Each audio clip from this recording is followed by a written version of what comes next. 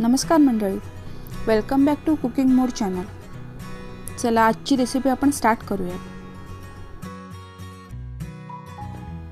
आज आपण बनवतो आहे कोलंबी पुलाव। सर्वप्रथम आपण हिरवं वाटण तयार करून घेऊ।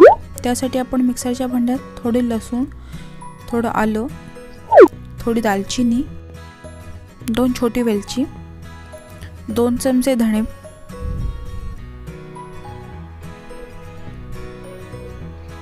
4 लवंग, अर्धा चमचा मिरी, थोडी कोथिंबीर, 3 ते 4 हिरव्या मिरच्या। आता आपण हा सगळा मसाला थोडं पाणी घालून वाटून घेऊया। आपल्याला पुलावसाठी लागणारे साहित्य आहे, मी ते 1.5 कप वाडा कोलम राईस चांगला धुवून घेतला आहे।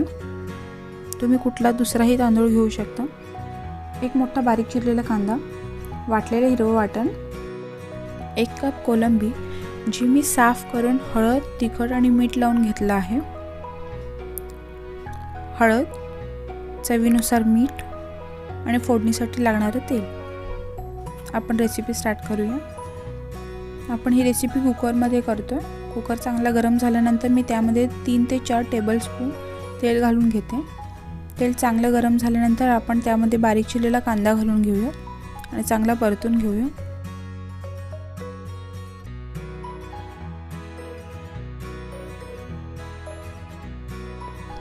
कांदा थोडा परतून घेतल्यानंतर आपण यामध्ये थोडी हळद घालून घेऊयात। त्याचबरोबर जे हिरवं वाटण केलं आहे त्यापैकी आपण 3 टेबलस्पून वाटण इथे वापरणार आहोत।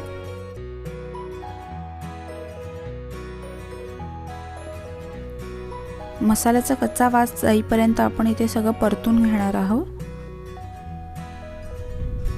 मसाला चांगला परतून घेतल्यानंतर आपण यामध्ये मॅरिनेट केलेली कोलंबी घालून घेऊयात। कोलंबी मसाल्यामध्ये चांगली परतून घेऊया।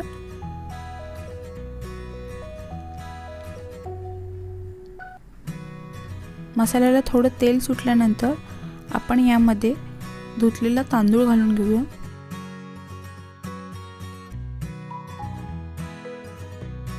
तांदूळ घातल्यानंतर आपण या तांदळाला बारीक गॅसवर 3 ते 4 मिनिटं कंटिन्युअस परतून घेणार आहोत।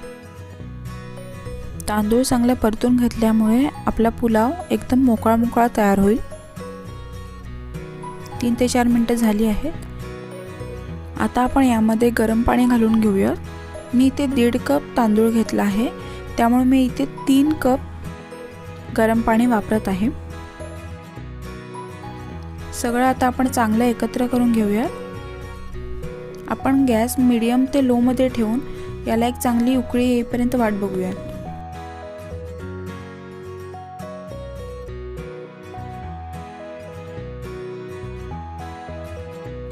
आता तुम्ही बघू शकता चांगली एक उकळी आली आहे। आता यामध्ये आपण चवीनुसार मीठ घालून घेऊया। मीठ घातल्यानंतर आपण एकदा याला चांगलं मिक्स करूया आणि लीड लावून 3 शिटी येईपर्यंत आपण वाट बघूया।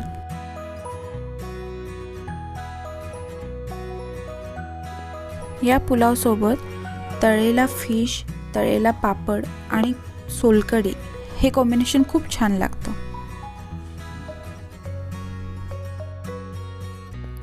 तीन शिटी झाल्या आहेत। आता आपण गॅस बंद करून कुकर गार होईपर्यंत वाट बघूया।